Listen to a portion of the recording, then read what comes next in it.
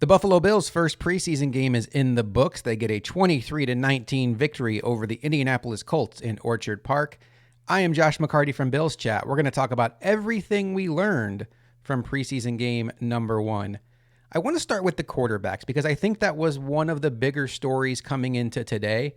We had been hearing about Kyle Allen struggling at training camp, and we all know that Matt Barkley has kind of been a steady hand at QB3, but we just have assumed all along that he was going to be the QB3. Whatever veteran the Bills brought in with starting experience would be the QB2.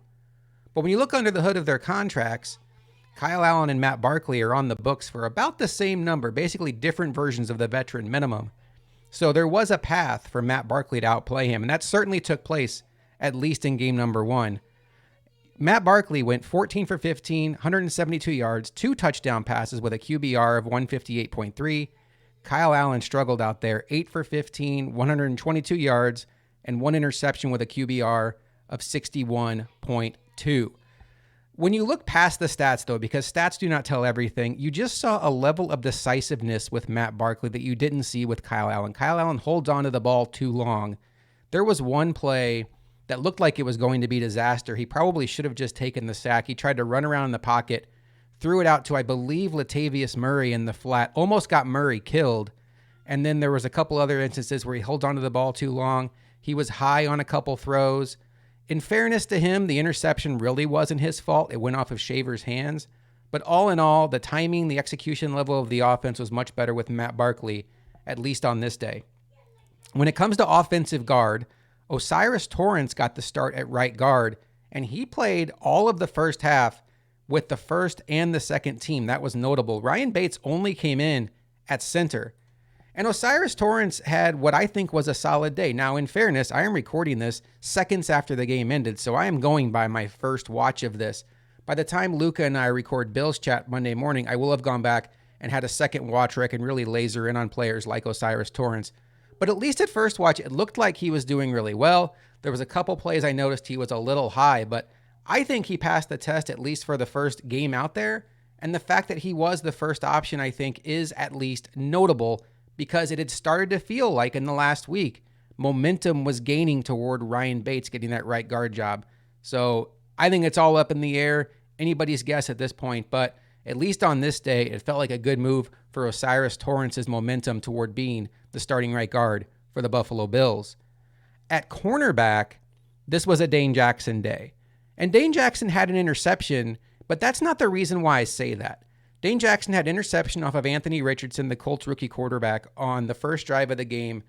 And Saran Neal went off a blitz, and Richardson did not see it coming, did not adjust well, panicked, overthrew his receiver, and it went right to Dane Jackson. And that's great. You want him to make that play. But the reason why today was a Dane Jackson day is Dane Jackson got the start opposite Tre'Davious White. First drive, everything's fine. They get the interception, boom. Next drive, Kaiir Elam comes in opposite Tre'Davious White, and you're thinking, okay, well, they're going to rotate it. Not so fast. Third drive and on, Dane Jackson's out of the game with all the other starters, except for a handful like Tyrell Dodson and Ed Oliver for some reason. And Kaiir Elam and Christian Benford play the majority of the first half. So it sure felt like, at least for today, the pecking order was clear. It was Dane Jackson is ahead, and they got him out of the game quick. It could be as simple as they know what they have in Dane Jackson, and they want to have an extended look of Kaiir Elam and Christian Benford against other receivers than their own that they've been going against every day at training camp. Up and down day for Elam, had some good coverage, did get called for a pass interference play where he was certainly holding Alex Pierce. But all in all, if you're just going to judge by the rep and the pecking order, it looked like it was much more of a Dane Jackson day, and obviously getting the interception was big for him.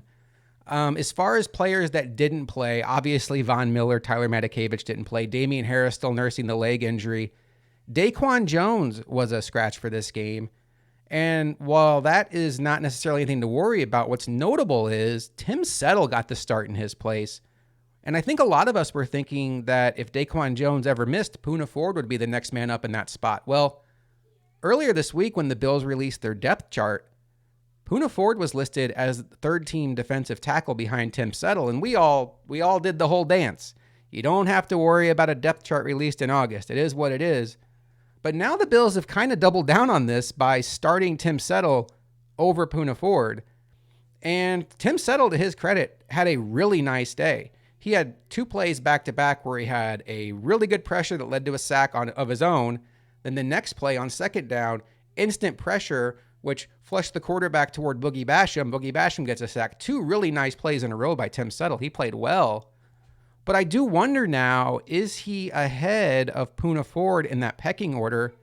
Because in my mind, I think it's going to be tricky for the Bills to keep 5 defensive tackles. And if you assume that Ed Oliver and Ed Oliver and Daquan Jones are locks, and then you have 3 remaining spots for 2 remaining spots between 3 players, Tim Settle, Jordan Phillips, and Poona Ford, I would have thought that Poona Ford would be somebody on the roster bubble. I still don't think I'm there, but at least between the depth chart and the rotation we saw today, I would say I at least have my curious face on, like, what's going on there?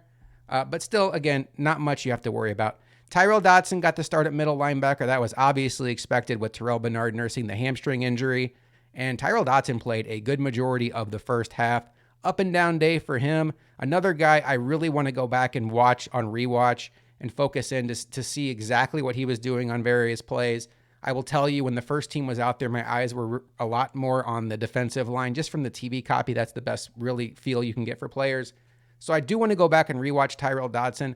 There were a couple plays that felt like he was out of position, but I think I'd be doing you a disservice to really try to break down his day at this point in time. I'll be doing more of that with Luca on Bills Chat on Monday morning. What was really nice to see was Micah Hyde and Damar Hamlin on the field making tackles. And when you think about the way both of their seasons ended last year, Micah Hyde with the very serious neck injury, Damar Hamlin with the cardiac situation, I think this was a big step for both of them to get their football confidence back. Damar Hamlin was flying around, looked as physical as ever. You could just see the confidence oozing off of him. And then Micah Hyde, that was probably another box checked for him. So it's not like either one of them made any splash plays, although Damar Hamlin was in there on a 4th and 1 stop. He cleaned up after Eli Anku, I believe it was, got the initial pressure, and they stopped the Colts on 4th and 1. But in general, just for those two and their confidence coming off of injuries, that was very, very nice to see. Taron Johnson sat today, and Saran Neal got the start at nickelback. Cam Lewis is still dealing with an injury. Saran Neal, I tell you what, he's a guy that we all talk about as a fantastic special teamer, and I've been guilty of saying he's a liability on defense. I still don't think he's somebody that you want to see out there in bulk snaps. Like if something were to happen to Taron Johnson, he had to miss a month, I think I'd rather see Cam Lewis out there. But when you watch Saran Neal play, he's a big physical player, and he gives you a big nickel look out there. It is like having a safety at nickel, and he's physical in the run game. I think there's a role for him on this team. I do think Taylor Rapp is going to take a lot of the role we saw Saran Neal have in recent years. But he's a player that, as good as he is on special teams, I do think there's at least a place for him on this defense to work in and have a role. Khalil Shakir was a guy that I called out as having the focal point this game, because the way the Bills wide receiver depth chart is, it feels like they're going to keep 6, and the top 5 all through camp have been Diggs and Davis, obviously, and then the next 3, whatever order you want to put them, Deontay Hardy, Trent Sherfield, and Khalil Shakir. And Khalil Shakir of those 3 has been the most inconsistent in camp. You see splash plays, but then you hear about drops. Well, welcome to Saturday, where 2 plays in a row, Khalil Shakir makes big catches, bailing out Kyle Allen on what I thought was fairly poorly thrown balls, at least on first watch. And then you saw the bad. There was a 3rd down. Khalil Shakir runs a perfect route to the flat. You could see it coming a mile away. I even called out to my nephew I was watching the game with, Shakir is going to be wide open in the flat. Bounces off his hands, drive ender. Those are the plays you just cannot have from Khalil Shakir if he's going to be your 3rd wide receiver. I've said it over and over again. This is an offense that has Stephon Diggs, Gabe Davis, Dalton Kincaid, Dawson Knox, James Cook, and Josh freaking Allen. We don't need our 3rd wide receiver to be a hero. We need him to be reliable. And right now, for the splashiness you get out of Shakir at times, there's just too much inconsistency that makes me hesitate to give him a larger role. We'll have to see what comes from that. I mentioned James Cook. He was in for a couple drives early and then randomly came in late second quarter for a couple downs in a row. I don't know what the deal was there. I know Latavius Murray maybe needed a spell, but can we get Jordan Mims or Darrington Evans in there? I don't know why James Cook felt the need to come in there, but they didn't hand the ball off to him. That was kind of weird, but he was explosive, had 5 yards for carry, got in the end zone, and just looked very, very solid in his short work. One other notable thing was at left tackle. And after the starters were out after a couple drives, it was Ryan Van DeMark that came in at second team left tackle, not David Quessenberry. And I was feverishly writing notes, watching him. And then the next drive, David Quessenberry was in. And David Quessenberry finished out the half. And then later in the game, Ryan Van DeMark came in with the third teamers, which is where I thought he was going to be all along. My guess, I'm recording this before we even heard from Sean McDermott. I don't even know if this will come up in his press conference. My guess, it could be as simple as David Quessenberry had to pee. Or maybe he was feeling under the weather and had to go back for something. Or maybe he forgot his helmet in the locker room. It felt like David Quessenberry was supposed to be in there, and for whatever reason, he just needed a drive to gather something. But while early in the game, it felt like, is this notable? Do we have potentially a new backup left tackle? It feels like now it's David Quessenberry's job. And David Quessenberry's been taking those Bobby Hart snaps at big tight end, heavy personnel, offensive line. So I think he's going to be a lock for this roster and probably the first tackle off the bench should something happen to Deion Dawkins or Spencer Brown. Speaking of offensive tackle, tough scene for Tommy Doyle today. Had a leg injury. You don't want to guess. I saw banged up Bills speculate that it maybe could be an MCL, and he's certainly educated enough in the field to speculate where I don't mind saying what his thoughts were. But for Tommy Doyle, coming off of a season-ending ACL injury last year, having a down camp, this is just the last thing he needs for his career. Maybe if you want to put a positive spin on this, this allows the Bills to put him on IR, keep his rights, keep him in the building. But a guy like Tommy Doyle, a guy who's fighting for his NFL career at this point, you just hate to see it. DJ Dale, backup defensive tackle, left with a rib injury after a really nice sack. Hopefully it's not too serious because I think DJ Dale is the kind of player that the Bills would be very smart to add to their practice squad, develop, and see what they have in him a year from now. He's a player that I thought really likely could have been drafted in this year's NFL draft, and for whatever reason, he went undrafted, and I thought the Bills got a potential steal in him as an undrafted free agent, so we'll see what happens there. Cleaning up the Bills draft class, down day, I'd say, for Alex Austin. Really bad PI call in the end zone for him. Bad coverage on a ball in the air. He was playing late into the fourth quarter. Same for Nick Broker. Joe Marino from Locked On Bills called out that Nick Broker was playing behind a bunch of guys when the Bills were waving in the second and third string. So it sure feels like, at least at this point, Nick Broker is down the pecking order.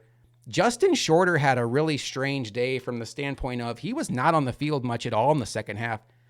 I believe I noticed him on the field, at least that's what I wrote in my notes early in the game, but he didn't get the ball thrown his way, and that was it. So I think Sean McDermott will probably get a question on that. We'll have some clarity on that, hopefully. Very strange, though, that a fifth-round wide receiver who's anywhere from 6th to 8th on the depth chart just didn't get any work today in this preseason game. And then speaking of wide receivers, Tyrell Shavers, a guy that's been flashing at training camp, had a really good day and a really bad day, kind of a mixed bag. He had the drop on the screen that led to the pick 6 for the Colts, but then he also had a couple really nice catches. So up and down day, probably not enough to really move the needle enough to put him in the conversation for a roster spot. I still think he's a guy that does have a look at being a priority practice squad guy. One last guy I want to call out, Andy Isabella, had a nice catch and run in the first half. Got work at punt returner and kick returner today. That's notable because I think in a perfect world, the Bills could find somebody to fill both of those roles.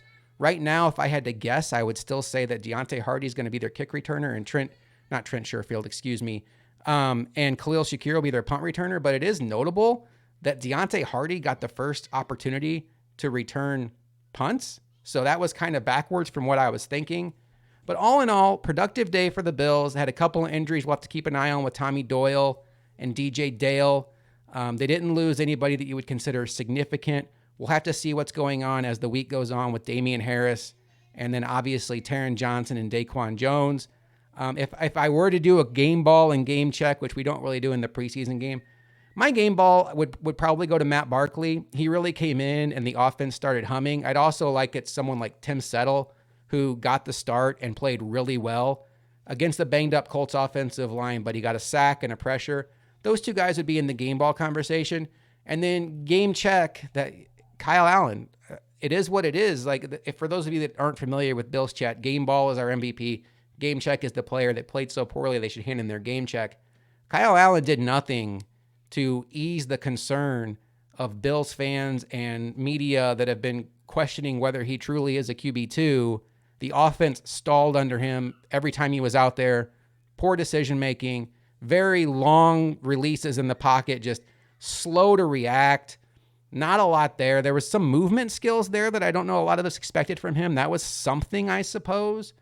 But man, at this point, it's hard to feel like if Josh Allen goes down and Kyle Allen has to play for any kind of extended time, it's hard to feel confident at all in that scenario.